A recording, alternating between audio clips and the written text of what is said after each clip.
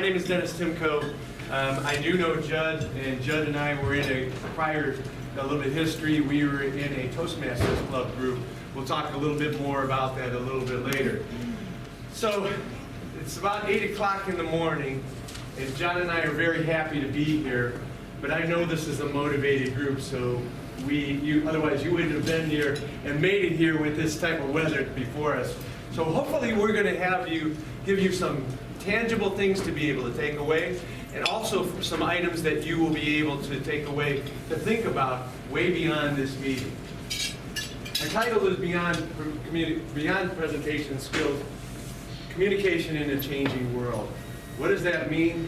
We're going to talk about a number of things today in terms of the world is changing, and the more we sit still, the more it's going to go by us and moving forward. I'm going to share a little bit of where we're going in our agenda. First of all, a short little introduction. I'm going to share preparation on how to prepare for the message.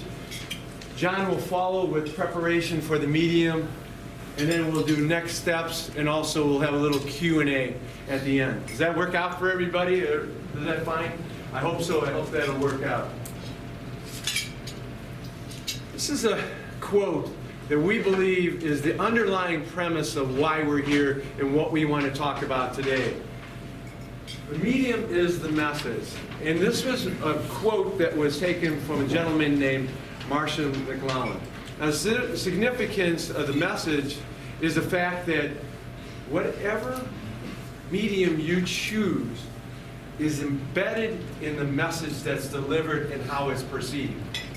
Great, that sounds great, but what does that mean practically?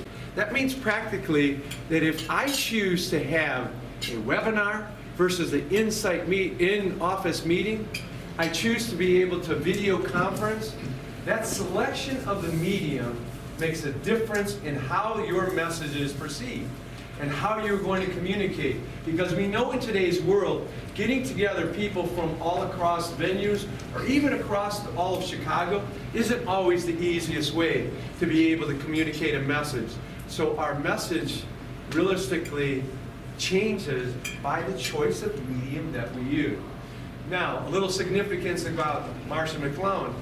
Marshall McLuhan was a gentleman who is noted for two things primarily.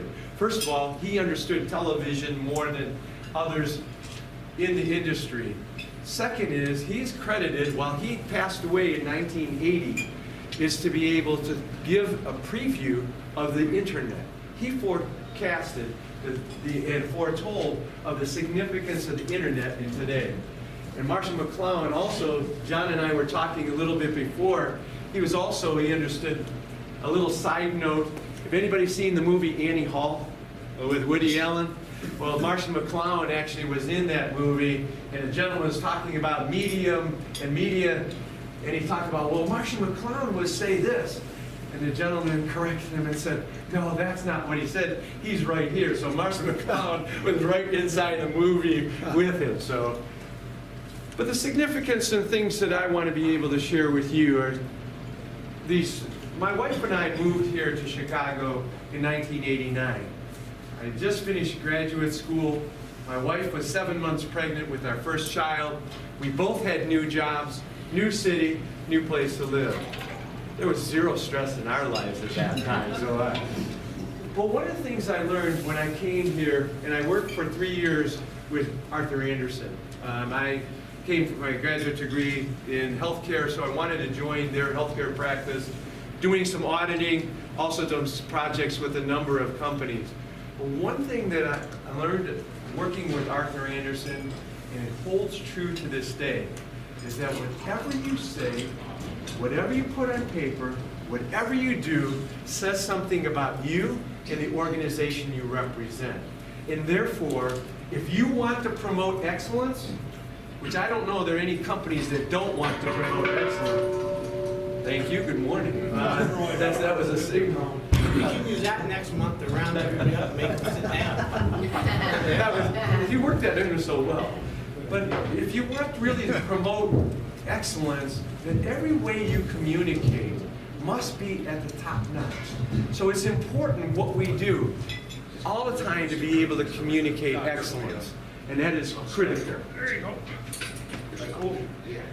So how many of you have felt like this when your boss came up to you and said, oh my gosh, I need you to present the financial report to the board or to your boss? Whoa. I'm sure we all felt a little bit anxious when that happened. But there's some things that I believe that we can do to be able to help us prepare and to be able to reduce that anxiety around it. I'm going to share with you today the 3 key P's. And what I'm going to do is there are key points that professionals in communication will share with you and be able to make sure that we always drive these 3 points home. The first is prepare. The first P is prepare. And then preparing your audience. So help, for those of you that were here last month, Skip Newman talked about a term that I believe is critical to all financial executives. And it's a term, distillation. What it means is to be able to understand and take this and be able to put it down to this in an understandable format. So understanding and preparing for your audience, understanding what they want to receive, what they're looking for, and what you want to match those two in what you deliver. If you're talking to a group of CEOs or those in the C-suite, they're probably not going to want this. They're going to want something that's going to be very concise and be able to have a recommendations, subliming, being able to put those things into a readable, understandable format. That differs. If you're working on a project team, they may want to know all the nitty-gritty that's in there, and they may not want distillation. They might want to understand what you've done, how you've done it, possibly be able to replicate it going forward. But first point is to understand your audience. Because the reality in communication is, as much as we think that we may have the best report, the best analysis, the best information to be able to share, if we can't tie it to the audience, it loses its effect, and we have not been successful in completing our mission and understanding. Does that make sense? Second is you want to make sure that the topic is understandable. And the topic is very germane. If you're talking to an executive board, Vince and I were just talking about this earlier before the meeting. They work with their clients and be able, some of those clients are owners. They now take ownership of a company. If you share a balance sheet and a financial statement, you may get a glazed look. They want to understand the implications of what their ownership means, what they need to do going forward. And as we talked about it, it's probably they're looking at revenue as something that's more important, because the expenses and profit can fluctuate from month to month, but if they're maintaining and driving revenue, that could be critical for their future success as a company. So therefore, understanding the topic, understanding what the audience is looking for are critical components for your success in being able to communicate. Third point underneath preparation is define your objective. How many times have we gone to a presentation and somebody spits out so much information, it goes over your head? The important thing is to be able to drive and understand 2, 3, 4 key points that you want the audience to leave with. What do you want to drive and what do you want to provide to the audience that they have something tangible that they can take away? Whether that message is informative, whether that message is something that is just, where do we go from here? Or is it taking action? Okay, now we have the information. What are we going to do? What is the audience going to do in terms of being able to provide the information or utilize what you've shared in your message? Very, very critical to be able to find your objective. Second P is practice, practice, practice. It's kind of like we've heard it before. What's the key thing in property? It's location, location, location. You can't drive that any more importantly than practice. And practice isn't just that individual preparation.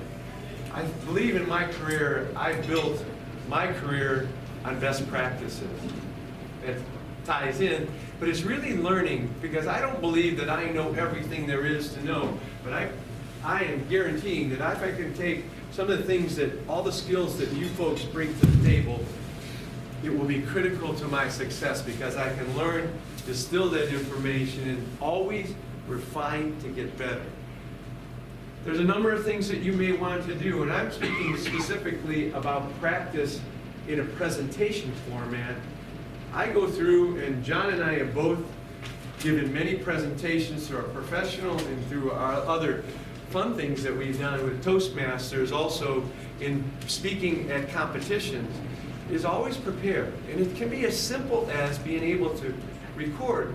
Those devices that we have, those phones, are a great tool to be able to record how do I sound? What does it sound? Do I need to change? How long is that? Be able to prepare. And I think one missing thing that happens is that we don't rely on our colleagues enough to be able to say, let's take time, let's be able to go do a presentation in front and get feedback from Joe or Vince or whoever, Judd, whoever it might be, so they understand, am I getting my message across? That is critical. I also believe that one of the things that I used to do, and you may, especially when you're doing off-site, I would always try to go to that site. I traveled a lot. I worked with Walgreens and a number of companies and would do on-site presentations and try to go to the venue before. Obviously, you couldn't necessarily get into the building always, but to be able to, if you can, to be able to understand that, create a familiarity for yourself, drive there sometimes is to be able to make sure you understand what the traffic might be. Sometimes it may not be at that same time of day, so you have to build in. But the point is that practice helps you with familiarity. The more you do it, the better it's going to get and the better you're going to be. So that practice, I cannot understate anymore the importance of being able to practice what you're doing in a presentation. But that not only speaks to a presentation, it also speaks to other mediums that we use. How many times when you use email, when we think, okay, we're going to be able to put that out. Remember, whatever goes into email and it's written, whatever goes in the internet, it doesn't fly away, it's there forever. So we want, once again, going back to my comment about excellence, we want to be able to communicate a message in a very excellent term. I'll share a little personal story about one of the companies that I worked for. I worked for a small group health company that later got acquired by United Health. The internal audit team used to send out emails. Now, for those of you that have dealt with internal audit or been an internal auditor, first getting contacted by somebody's internal audit kind of sets you on edge. Or can, put it that way, as I'll say it, if you're honest with ourselves. But this group would send out all their emails. It was a collective thing. They sent their emails in all caps. So if you look at it, when they got all capitals at you, what does it infer? It infers that somebody's yelling at you. You ever see an email with all caps? So not only are you contacted by internal audit, but you feel they're yelling at you. What kind of good is that? They actually had to go to senior management because there was so much feedback to say, wait a second, hey, you need to change this practice because it's not setting you good and it's not creating a culture, obviously, wanting in the company, and it's not benefiting yourself. So the point is, practice is something that we want to do over and over and refine. Just like there's those messages that come back to you, and how many of you sat in an office and really didn't understand the message? Or somebody sent an email message and sometimes sent you a message and your first reaction is, oh my gosh, why did they send that? And sometimes it can also spur a little bit of anger. Sometimes if they said something that could be really underlying. Obviously, you've always heard that term, send an email, or if you're upset, but don't address it so you don't accidentally hit the send button. But be able to think about your message before you actually send it. We do that in papers. We do that in other things to be able to prepare. Point being is that there are other things that we can do over the course of our career, over the course of time, to refine our skills, to be able to go through and be able to present a message in a very clear way. So I can't underscore, once again, the fact that practice is so critical. Present. Do it. Don't be fearful of being able to present. I think it's very critical for us to be able to take that time and present. I've had the good fortune throughout my career, starting even in high school as in student government, and being able to speak in front of a high school class of 1,700. I wasn't great at that time, but it's over time that we are able to, and I still have a ways to go now, but be able to prepare and practice and be able to take that opportunity. Volunteer to be able to be the one that would to have that task. Ford's a few years ago did a presentation, and I think did a survey, excuse me. And their survey was of 600 companies.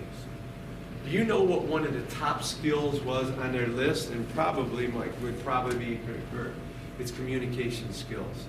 Communication skills are critical today to financial executives as well as all people in the industry if you want to move up.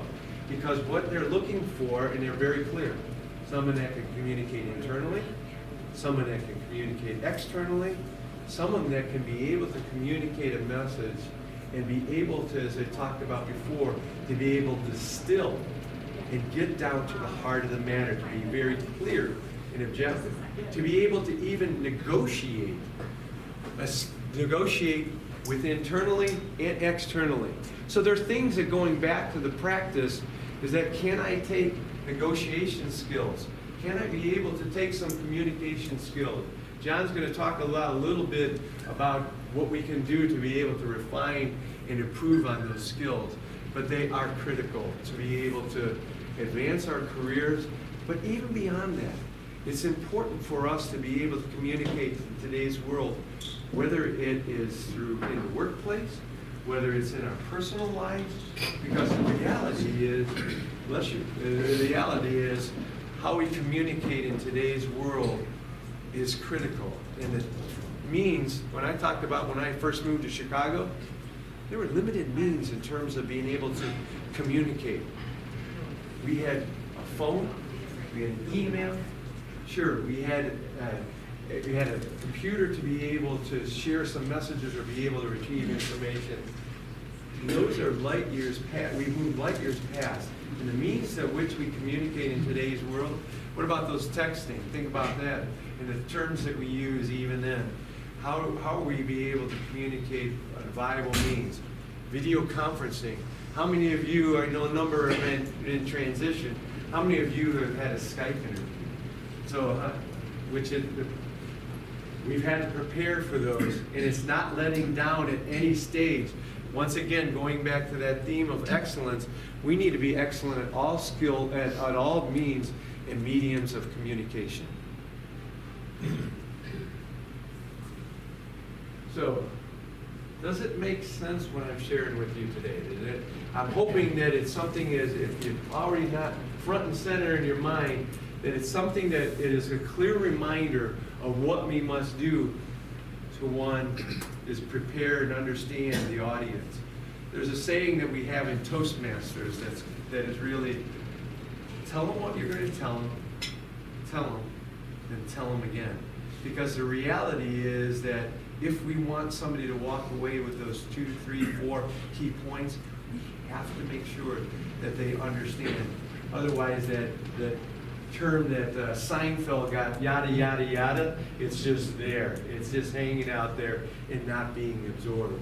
I think it's critical, once again, to be able to feel comfortable about sharing a message and being able, once again, to refine how we deliver that message. Because ultimately, as I mentioned before, if you're sharing information in front of the C-suite, or if you're sharing it with people on a board, it's critical how we communicate and what means that we're using to be able to communicate. Yeah, it's just a quick comment on the practice thing. Sometimes people think this is really bad to me. I have to memorize my speech, and then they deliver it, and get a word or a sentence, and then they're thrown off. So I think practice is important, but not to the point of memorizing something, because then that can be a downfall.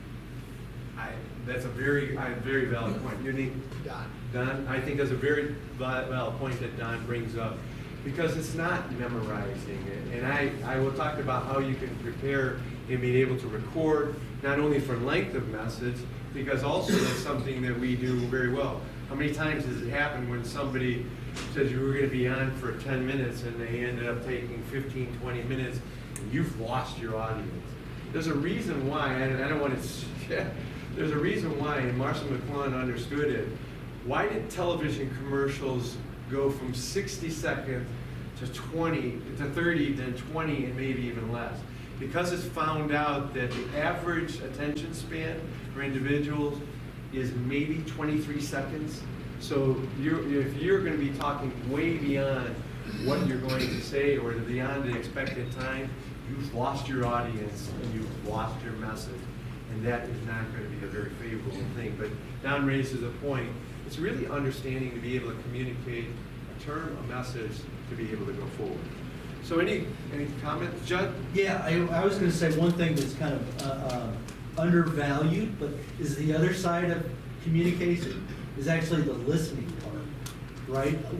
You gotta have those. You're probably not going to focus on that today, but that is a key part to effective communication, right? It's that you've got to be listening. The recipient has to be listening. Well, for those of you that, there's a reason why we have two of these and one of these. Is that we've heard that before? That's a very valid point. And I made it implicit, or in my understanding your audience, you have to listen. What are they looking for? What are they doing? But that's a critical thing, to be able to listen to what your audience is expecting, what you need to deliver. It determines what topic you select so that you can be able to share a message. Rich, you have a comment? Yeah, obviously this presentation focuses on some key principles, and you're using like one slide, and it's relatively limited in time. If you were called upon to make a presentation of, like for a longer period, hour and a half, or you had a financial presentation to make, it had several slides, what are some of the techniques you could use to maintain a level of interest in terms of what you're talking about over a longer period of time? Wow. Did you read ahead or what? Couple things. First of all, there's a basic principle here about why we have the slides. I was always taught 25 words to a slide. How many times have you seen a slide where it has so much information in it, and it's how do you decipher? How do you emphasize a point? So always to make sure that points are there. Directly to your question about going for having a 60-minute presentation, once again, Vince and I had a conversation with Vince and also with Judd before we did a presentation today, so I'll be very practical. What do we want to deliver? What are they looking for? Because their key was, what can we do to help the financial executive team to be able to not only share, because communication skills are critical to all professions. So that was first. There was that little homework, goes back to his comment about the listening, to be able to understand what do they want to deliver. John and I could talk about a zillion topics around communication. So I think that's going to be first and foremost, to be able to understand. Secondly is that I'm talking about distillation. We did the same thing, to be able to identify what are the key points. And it goes to Don's point. I'm not going to have everything on the slide either, too, that I'm going to share with you. They are bullet points to be able to help me speak to the term. The reality is, this is something that I learned a long time ago from a professional speaker who was a world champion in public speaking. And he said, be present, not perfect. Now what that means in his term is that nobody knows, if I skip a word or I skip a sentence, nobody's going to know about it, only me. So if I'm present and if I believe and I have passion in what I'm saying, now I draw you in. What's another technique you can do that? Humor is a great way to be able to tell. Also, another great thing, and it happens to apply to interviews, we hear this all the time, tell a story. Stories make things that are really valuable, and they make it relevant. People remember stories, and I'm talking to a bunch of financial executives here. people remember numbers too. If you put a number in around something, people will tend to realize. Vince and I talked about that a little bit just before, and it had to do with numbers for a team. If I share information with a new owner who doesn't understand a financial statement, and I say, your build-out costs are gonna be $6.2 million. Well, what does that mean? What am I trading off? What's my opportunity cost? What does that mean for me in terms of build-out? What do I get for that $6.2 million? What am I doing in lieu of something else? So I think there's some things that you can do. You talked about techniques. I think being you is first and foremost. Whatever your style is, whatever who you are, recognize that, embrace it, and make it the best that it can be. Second is to be able to share information and use humor. You know what? People enjoy humor. People being able, I'm repeating myself, but use a story to be able to share. I shared some of my personal stories. I think it makes it more relevant. It makes us real. We're not just something giving just a set of numbers. Even working with Arthur Anderson when I did, there's something behind that. When we did audits, there's a reason, and I never forgot this while I dealt with numbers. When I see a number of revenue or I see a number of staff, there's people behind those numbers. They're all relevant, and I think if you can communicate that, I think those are techniques that I believe that are critical. But part of it is believing in what you have to say. How many times have we heard somebody and your question is like, oh wow, they're just doing this off the cuff. They're just doing this to do it. And how many times do we gain relevance when I know that Rich really believes in what he's sharing? I hope that helps. Yeah, Rich, I don't know if you've ever been in a presentation where there's been, 100 slides, and if somebody's trying to read that presentation, exactly what's on there, that presentation, to me, is not very effective. I worked for GE for a long time, and they had a real way of distilling a lot of information, like put little slides, but at the bottom there was always a key takeaway. So this is what you can take away from all this information. And they tried to keep it under 10 pages. That was Critical to that is an executive summary. Right? I think that's where you take it. And I worked with a number of companies in consulting, and we distill that information in the executive summary. If they want the detail, they'll ask. If they want more, they'll ask. So be prepared. Be prepared with the details so that you're not going to be able to slough that off. That goes back to the preparation, but you don't always have to give the nth degree of information. Go ahead. I know we're getting a jumping ahead, but this is an interactive, so we appreciate your joke. It's interesting, you mentioned a lot of us in transition. It's a very succinct kind of outline going into an interview. I mean, those are all the key points to hit. As someone going into an interview and kind of prepare, know your audience, who you're talking to, what you want to sell, practice it, and then present. And that's it. And I think some of the things that happened in transition, I know I've been through actually 8 transitions in my 8 either acquisitions, divestitures, or something. Most of those I survived, but I have been in a transition, and you're exactly right.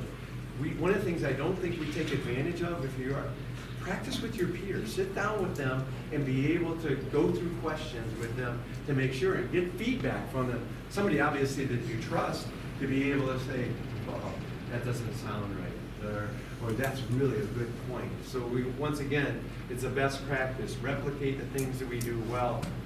Weed out, refine the things that we don't do. John, did you? Like I say, you're talking a lot about, it might imply like a lot about, presentation before speaking before an audience, but very often as financial people, part of presentation is like, when are we presenting the numbers? We're sending that out, and I think too often we overload people with details. I try to always make a 1-page summary, executive summary, and 1-page financial summary, and then there's more details behind it. Be able to get people to get the big picture very quickly. I think it's critical, whether it's at all levels, in my opinion. Some may want the detail, and you may have to backfill it a little bit with that detail. But people, for the most part, aren't going to absorb, as Judd mentioned, the 30 slides. So being able to condense that and use a few words to be able to share with it that draws them in too, and it doesn't overload them. Thank you for your interaction. I'd like now to be able to turn over to my peer here, John. John and I have been colleagues. He can introduce himself, and well-respected trainer during his course of his career, and I'm honored to have him to be able to present. We also are in a club, in a Toastmasters club together. He's been a mentor and advisor, so I'm glad to have him, and I'd like to introduce John. Thank you, Dennis. Well, thank you very much. This is fun. How's our time?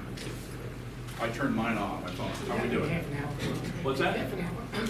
Oh, really? Oh, I was hoping it was only 23 seconds. All right. Around about September 20th of 2001, got on an airplane for Los Angeles. It was the second flight from Chicago to Los Angeles on United after the attacks of September 11th. There were 14 other people on that 757. It was probably also the last time I got a meal in the coach seat on United Airlines. That fall changed American business.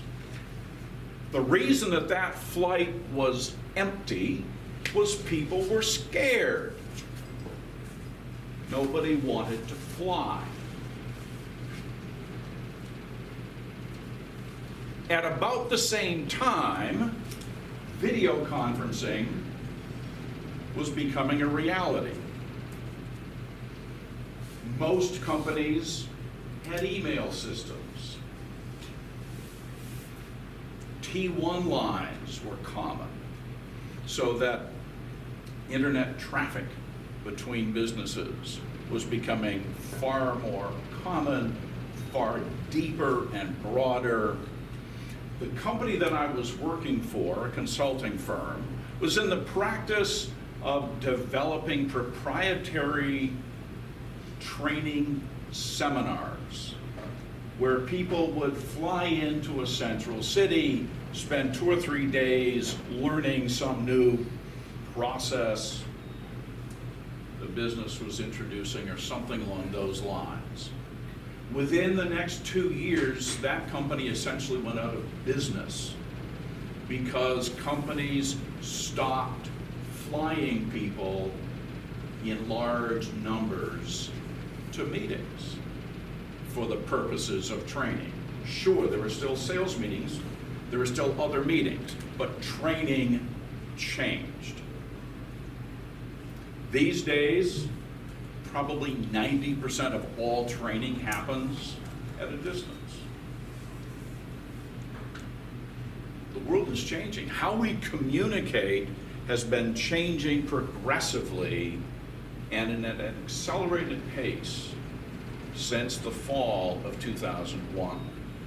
What I want to do in the time that we have here is talk about and share with you the process of change. And I have 2 segments to this. The first is how we deal with change on an emotional level, and second, how can we prepare for change intellectually. And by the way, I'm not one of these guys who believes that the universe is, in sync with me and things happen because they're supposed to happen, all that, but I have to tell you right now, this coffee cup could be my handout. You'll see why in a minute. Now, your Starbucks cup, I'm sorry. It's not my handout. There are 5 stages of change that people go through when they make a major change in their lives. Quitting smoking, stopping drinking, losing weight. These are the big 3 of change. first stage of change is that there is no change. You're not necessarily even aware that you have a problem. In the fall of 2001, I was pretty sure that the world was going to continue to do in-person training seminars until I retired. Not so. At the stage of, at the stage of pre-contemplation, if I look at accepting technological change in this structure, in this framework, it's, why are kids using text messages? Why can't they make a phone call? Right? Why does everything have to happen on a conference call? Can't we do an in-person meeting like a human being, like an adult? Have those thoughts? I have. So pre-contemplation is that state before we really do anything about change. The next stage, oddly enough, is called contemplation. This is where we're beginning to be aware that we might need to change. So if no is pre-contemplation, not yet is the contemplation state. Contemplation stage. This is where, oh my gosh, I wonder what it would be like on a Friday afternoon to bring my team together to talk about this issue that just hit my desk at 2:30. But I've got 7 people in LA, I've got 17 people in Omaha, poor people, and the rest of us are here in Atlanta. Conference call would be good, and by now most everyone in this room probably does conference calls on a regular basis. But what if you want to see everybody?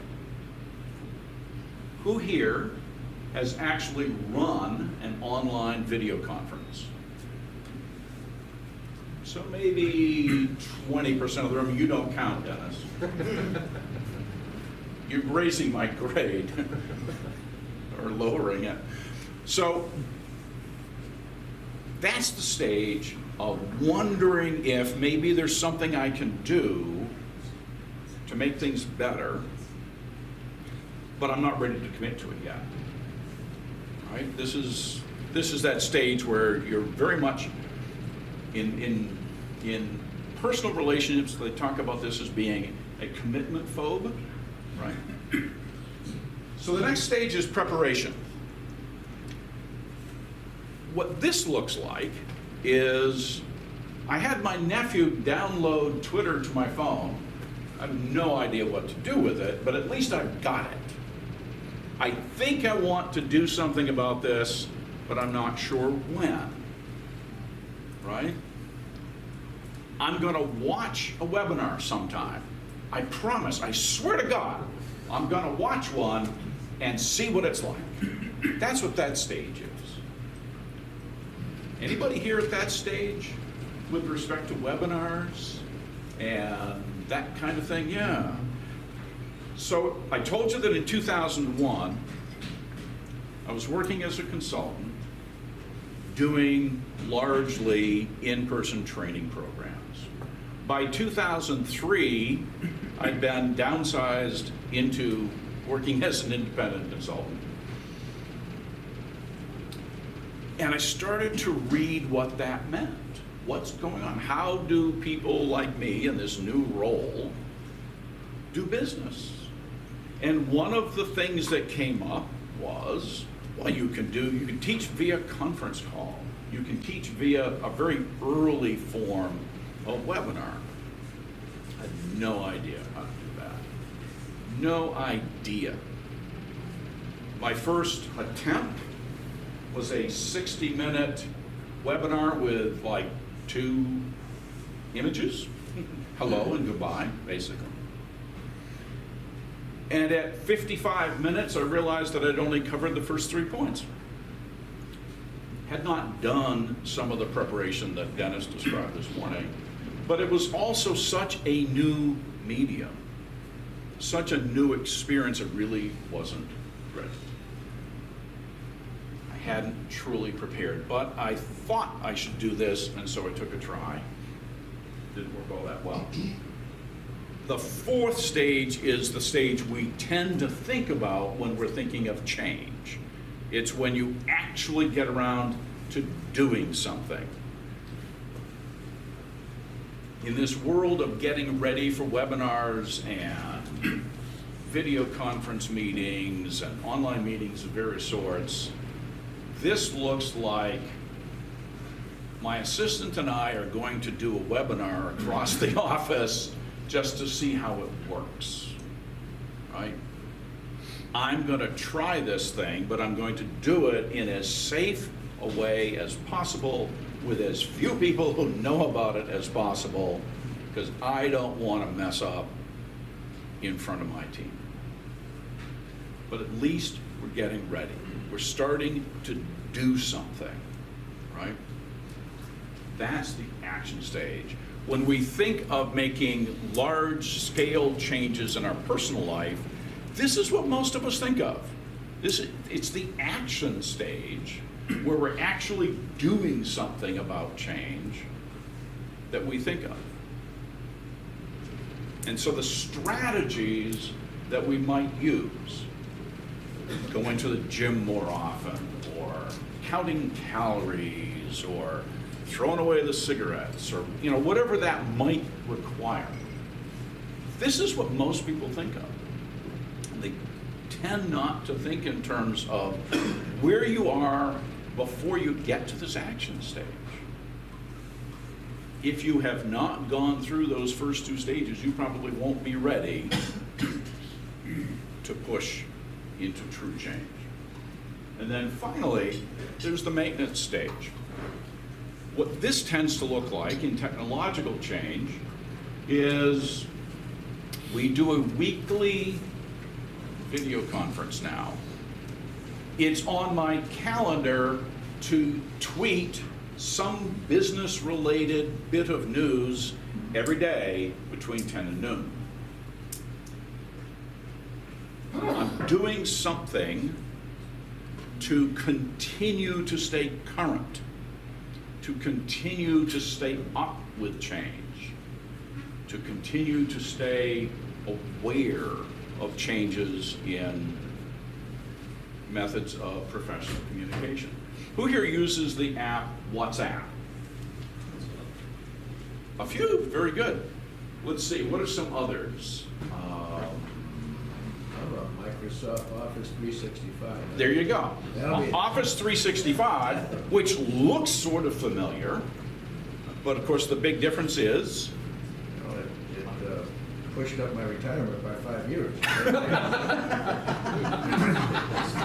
This is, instead of emails now, you've got Microsoft Teams. right. So you have to actually go to an email to click on a link that has all the discussion. So it's mind-boggling.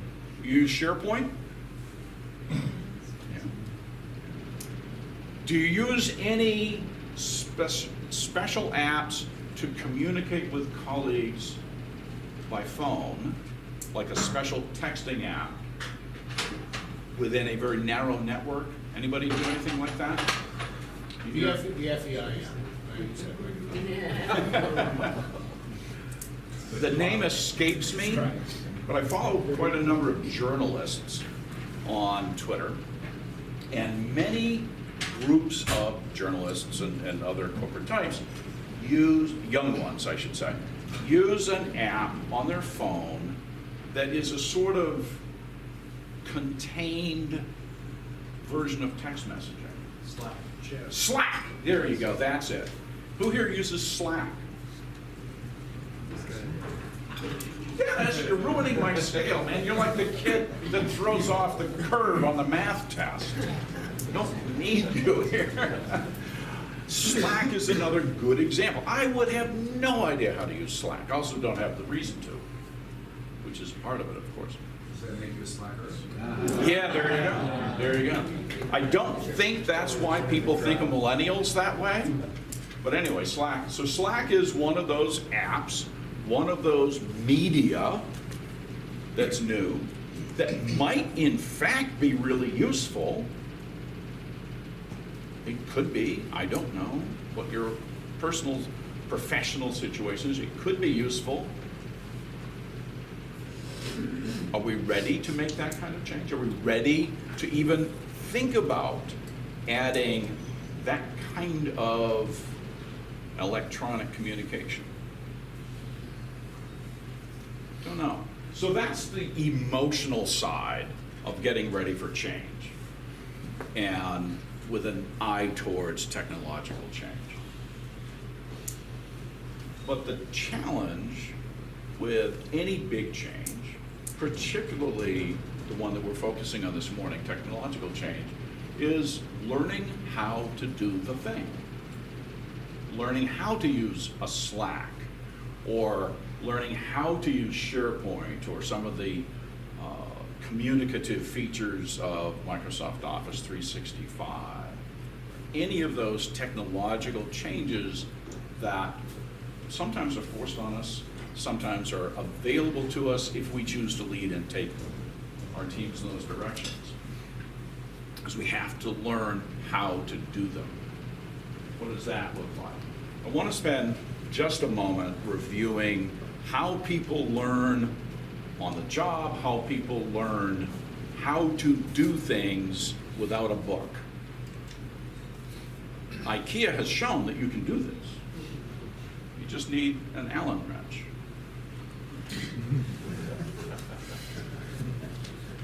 So you do something, right? You try to hold a webinar, or you try to give a presentation before a group that meets in the morning. You have an experience. You try something, you do something for the first time.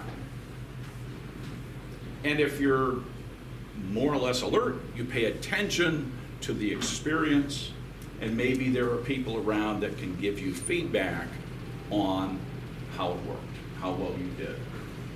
So you pay attention to what you're doing, pay attention to the experience, and ideally get some attention from others so that you can learn, I don't want to use that word, so that you can gather information about the experience.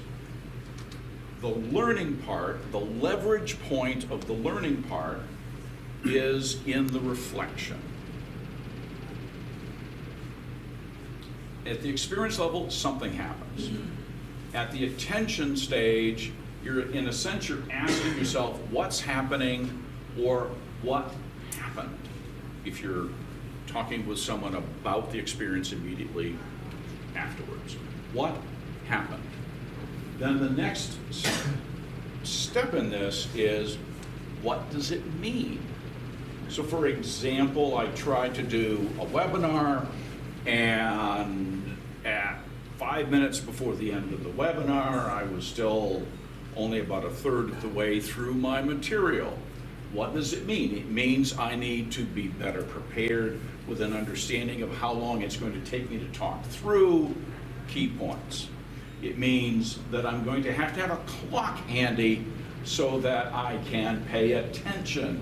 So there are learnings from what happened. That's the next stage, is reflecting on what it means. And then based on that reflection, we could figure out what to do next.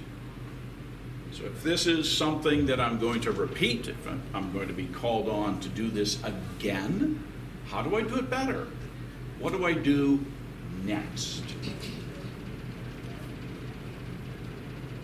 In the world of changing professional technological communication, we have a lot of this to do. We have a lot of this to do. And I would guess that there isn't a single person in the room who would like to be trying out their first webinar with the chairman of the board on the line. Or for that matter, even your direct reports. There's an embarrassment factor at risk there.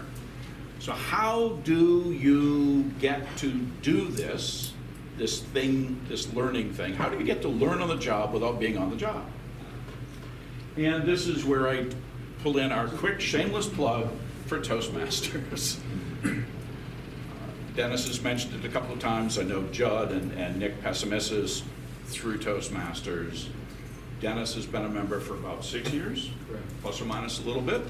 I've been a member since 2004, right about the time I had to start working independently. It occurred to me that I might need to do talks at Rotaries and that kind of thing. I'd never done one before. Virtually all of my presentation time had been spent with very scripted material, usually in a very facilitative kind of environment as opposed to lecturing. I had no idea how to give a talk, so I joined Toastmasters. Toastmasters is one of those places where you get to try things in front of friendly people without fear of shame, embarrassment, and so on, because it doesn't have to leave the room. It happens, somebody asked about this pin that says Pathways. It happens that on February 13th, the Toastmasters educational program moved into the 21st century here in the Chicago area. For the last 30 years, Toastmasters has focused almost exclusively on the skill of public speaking, giving presentations like this one to groups as a marker for leadership skill and ability. Starting with just last month, our program now includes communication that is much more, forms of communication that are much more in tune with the way we communicate in the professional world. Where all the prior Toastmasters projects and learning tasks involve giving speeches, there will be plenty of that in the future, but we will also be learning in a safe place and in a safe way how to do blogs, how to run online meetings, how to do podcasts. I love listening to podcasts, but at the moment I'm a little terrified of the possibility of actually doing one. That's some change that might happen, I suppose. Video conferencing. All of these media that are now a very common part of the business and professional world will now be a functional, fundamental part of the Toastmasters educational program. So if anything we have said to you this morning puts the fear into you, or if you've had that experience on the job or in looking for a job where you feel that you're not quite up to the task in any of the new media for communications, I cannot recommend anything more heartily than joining a Toastmasters club in order to get some practice, in order to learn these things in a very safe and comfortable kind of way. That takes me to the end of my segment of this. Dennis has already answered most of your questions, but if there's one or two left, if we have 23 seconds each, Dennis told us that. I'm happy to field any other questions that you might have. Hearing none? So, John? Yes. You knew you weren't going to get away without a question. Can you tell folks on how they could possibly, there's a lot of Toastmaster clubs sure. around the area. If anybody really wants to... On a practical level, there are 250 Toastmasters clubs that meet within a 25-mile radius of this point. About half of them are affiliated with corporations or other organizations, and about half are open to anyone and meet spread around the area. The easiest way to find a Toastmasters club, if you're at all interested in visiting one, is to go to toastmasters.org, click on the little button that says Find a Club. You plug in the zip code either where you work or where you live to find one located nearby. You'll get a list of probably 25 or 30 clubs. Look for a time and meeting place that's suitable to you. There will be an email link on that listing that says email the club. Click on it, send an email that says, hey, I'm kind of interested in seeing what you people do. And how do I get there? When do I go? When's your next meeting? That kind of thing. It's really as simple as that. But as I said, 250 clubs that meet within a 25-mile radius of this spot. There is a club near you. There really is. And I should add that for anyone who is in transition or who might be in the future, any member of any Toastmasters club is welcome to attend any other Toastmasters club meeting anywhere in the world. And if you're in transition and you're interested, say, in getting to know people at, say, a Walgreens or Sears or AT&T or Blue Cross Blue Shield, just to think of a few, they all have Toastmasters clubs. All you have to do is find that email on the Find a Club app, click it, say, hey, I'd love to come visit your club. I'm a member of so-and-so club. Walk in the door, say hello, meet people who work there.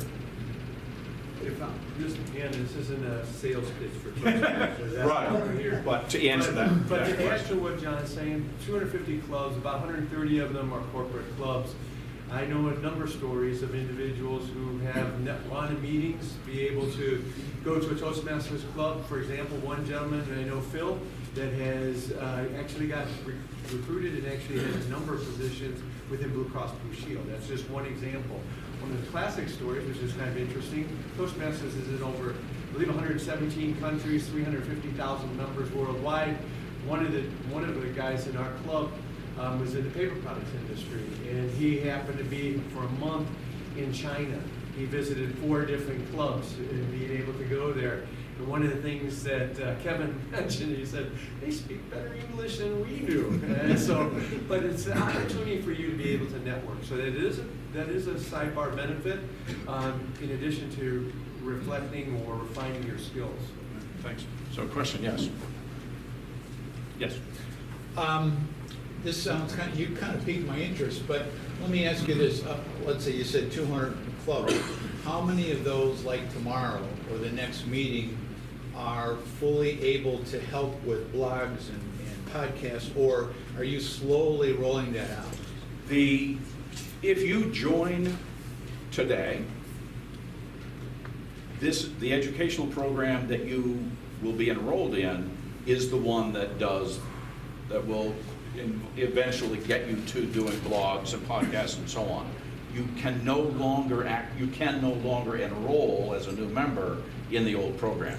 Yes, it's a transitional thing, so people who are working in the old program have a couple of years to continue, but anybody who joins as of today will be working in the new program that has all these electronic and technological media projects for learning. Other questions about anything else I've said? Hey, John, a question for you. Just in Yeah. terms of presentation style, Dennis, I noticed you were moving, working back and forth. John, you tend to be... Mostly stood right here, Yeah, yes. fine. Pros and cons, one better than the other. I stood over here mostly because I wanted to make sure that I wasn't blocking the screen. Yeah. And I have found that standing this way allows me to make eye contact with everybody in the room within seconds, because I have a triangle of an arc, if you will, of connectivity from this point. If I move around a lot, that arc keeps shifting, and it's real easy, I find, for me to turn my back on parts of the audience. So I try not to do that as much, and especially in a narrow room like this. Other questions? I think it's a very valid point. That's my style too. I recognize my style. I like to connect and look people visually a little bit different and move about. but that's your style. But I do agree that it does make a difference that the way the room is set up. In a larger room, I would stay more centered. But now I have that ability to be able to float a little bit, so it's just stylistic. Can be, I think it depends on the nature of the room, the nature of your audience. Eileen, you had a question? I found that knowing about technology as it comes out or before it comes out, even if I have not yet necessarily used it, can diminish the anxiety about Yes. the technology. So Yes. the question to you is there anybody that you follow online that you feel helps introduce technology, that you learn about it before it becomes really mainstream? Yes, and I can't remember his name. That's okay. Oh, darn it. That's okay. David Pogue is pretty good for Yeah, being up front. shoot. He's very much Main Street writer.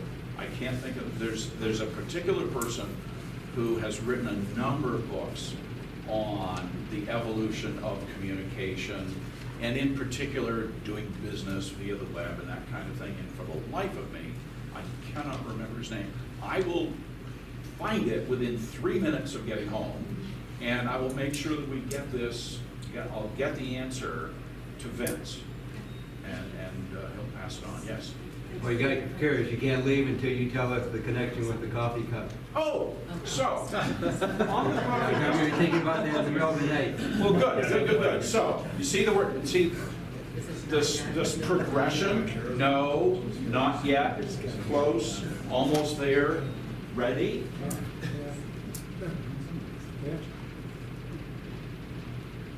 No, pre-contemplation.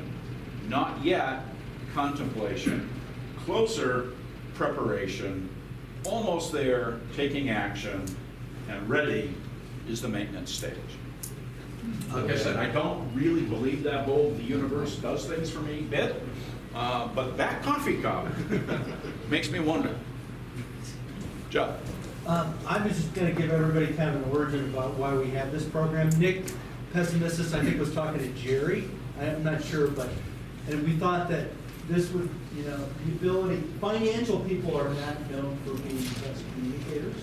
That's just, you know, a very stereotypical, of course, we're very good communicators. But anyway, we thought that this would be a good opportunity, because obviously, as you move up the ladder, your communication skills have become more important, particularly as you're focused on senior management, of board, all that kind of stuff. So that's kind of why we wanted to do this, and the real challenge was trying to figure out the Toastmasters and the communication. But obviously, there's a lot more communication stuff. I think we'll probably have a session B to this, where we talk about social media, best practices, all that kind of stuff, and we have some ideas. But we think that, you know, obviously, I will give a plug. You know, I was a member of a Toastmasters club. I feel it is a good experience. So I definitely recommend it to anybody to kind of decrease your fear of public speaking and in a comfortable setting and so forth. Dennis started with me, and he made it all the way up. I don't know what level you're at now, but. Distinguished Toastmaster, both John, I followed John. It's like the PhD of Toastmasters. So Eileen, the answer to your question is Seth Godin, Godin. If you've not encountered Seth, he's kind of a radical, weird guy in some respects, but he knows his stuff. In some respects, he is sort of the Marshall McLuhan of our time. So do you follow him in LinkedIn or Twitter, or where do you find Everywhere. Mostly I follow his books. I read his books. But he's active in all of the social media promoting his work. And there are a couple of people a couple of other people who just don't really who stay on top of these kinds of things. But the way I have learned about them more than anything else is through Twitter. In following, I use Twitter as a newspaper. So that what I do is I found a variety of journalists who are capable and smart, from the Post, Wall Street Journal, New York Times, and other, some online magazines, and that kind of thing. So I read their Twitter posts or tweets that tell me what they're working on and connect me to their articles. So I don't have to subscribe to a half dozen magazines and newspapers, but I get access to them and I can see what people are doing. And it's in their side discussions that I've learned about things like Slack and some of these other technological changes. So we're probably starting to approach our end time here.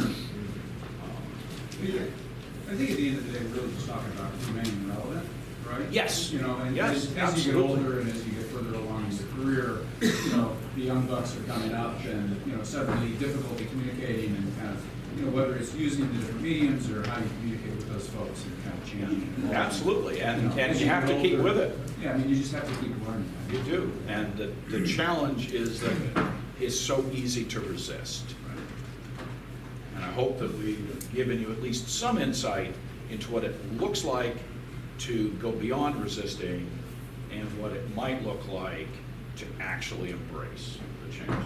Thank you, John. Thank you very much. Thank you, Dennis.